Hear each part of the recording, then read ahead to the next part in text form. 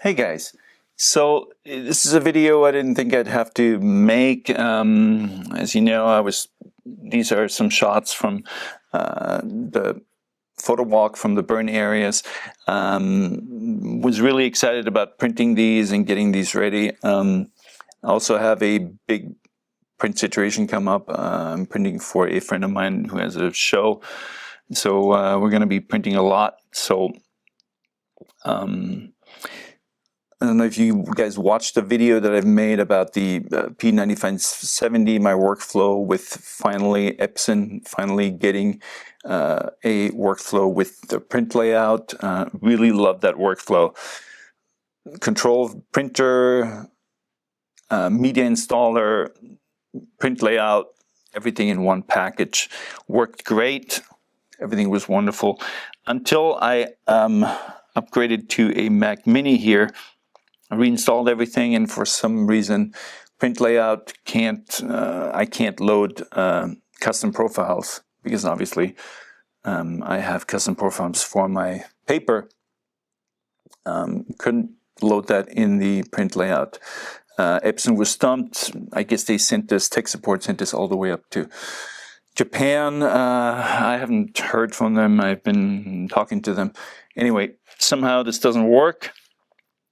So I was kind of at a point that I've been many times before in my life. I've been printing with Epson digital files, from different cameras and everything since the 90s. And every now and then you update your computer, you update your monitor, you update your workflow.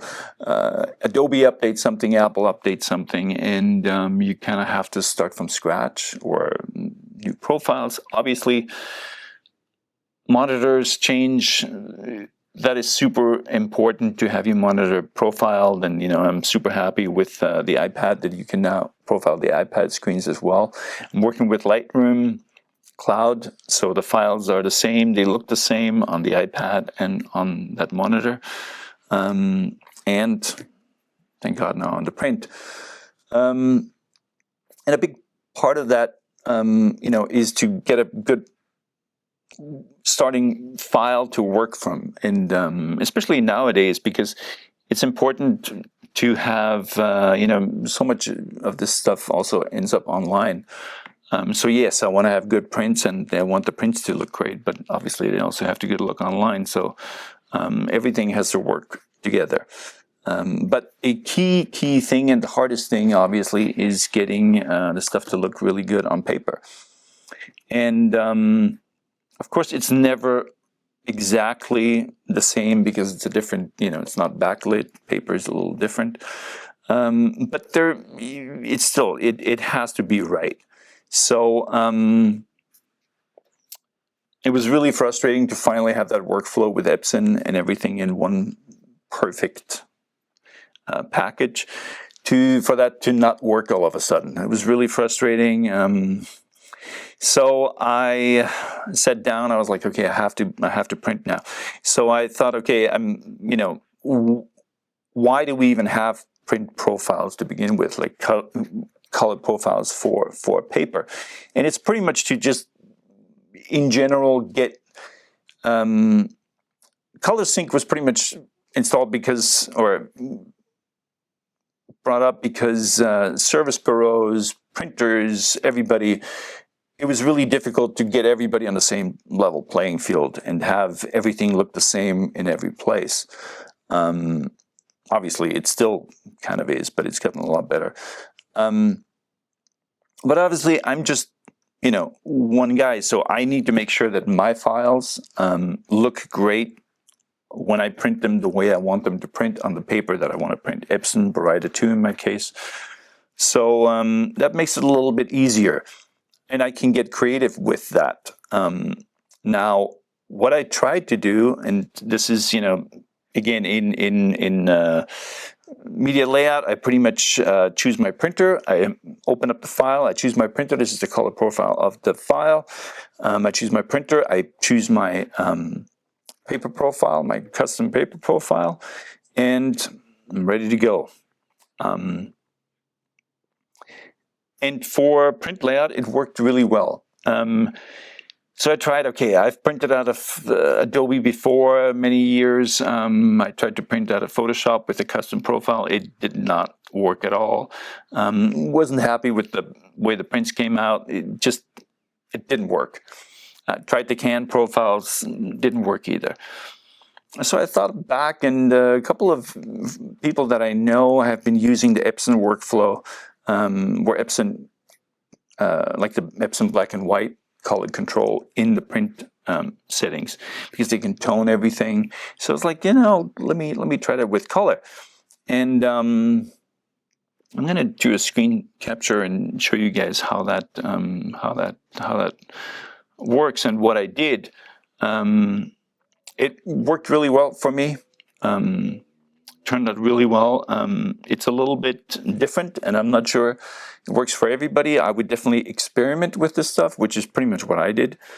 Burn through some paper. But it was definitely worth it because it's a new solution, and it works out really well. So let me do a screen capture here and show you guys what I'm doing. Okay, so here we're in Photoshop. This is an image from one of the last videos from the photo walk from the burn areas. So I would go into print, obviously, here. And here's the printer. I have my, and this is where it starts. Usually when you would here under print handling, you would go Photoshop manages color, because that's kind of, the proper way to do it. So I've already printed this, so this is already set up as, to fit on 22 by about 27.5. If I go into my print settings here, I saved this. This is roll paper. All this stuff is pretty much, self-explanatory. I'm going to go into color matching, and instead of color sync, I'm going to go into Epson color controls here. And then I'm going to go into printer settings, and this is where things get interesting, because, to be honest, I kind of just played with this a little bit and I tested it out. So I'm going in here and I'm choosing the paper setting, the media type, which is, I made a copy of this because of the roll paper, the dimensions on top, so that really it does have my custom color profile in it as well. To be honest, at this point, I'm not 100% sure what happens behind the scenes here. I'm just going to color. I'm going to Adobe RGB color mode, max quality. In the advanced color settings, I have to go to a contrast of +10 and a saturation of +10 here. And I'm going to go into this in a second, how I found that out. Because under advanced media control here, it tells me that the color density is -20. Now, the first time I did this, I went to the color density of 0 there. And that put a little too much ink down for my taste. So it didn't really work out that way. So I left it at -20, and that is why I went to contrast +10 and saturation +10. And again, those are settings that I just kind of played with it. I went to +5, +10, but +10 works for me perfectly. Everything else is just the roll paper settings, cutting, normal cut, blah, blah, blah. So that's the same thing. So that really is it. The only thing that I really changed here is I let the printer handle the color, and I chose the profile kind of, I don't really know how this works. I tried other settings too, and some of them, it didn't work at all. So this works. just hit save, and then I just hit print. And yeah, I'll show you guys this print here, because it comes out absolutely perfect. I'm gonna stop this. Prints look like, obviously this is, I don't know if this is even visible. Let me put this out of the way here. So this is the print. It's impossible to see this, I'm pretty sure. These are so this would be the print that was at minus print density setting for the Epson, and that had and no adjustments that I did, which was a little bit flat and a little bit yeah, not a lot of color in this. This was the print that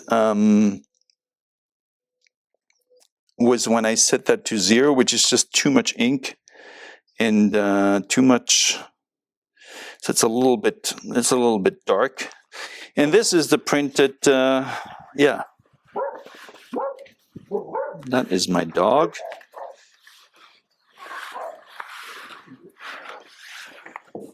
And this is the print that with the +10 saturation and +10 contrast. And it's impossible to tell with the screens, but it is really, really, I mean, it's almost perfect. It is perfect. So, yeah, I'm really happy that I found this solution, came up with it. Again, this is all, you know, it's printing. It's what you want it to, how you want to see it, what you want to see, and how you want it to come out on paper. And sometimes you just have to play with it a little bit. So, hope this helped you guys. And yeah, experimenting is fun. Thanks.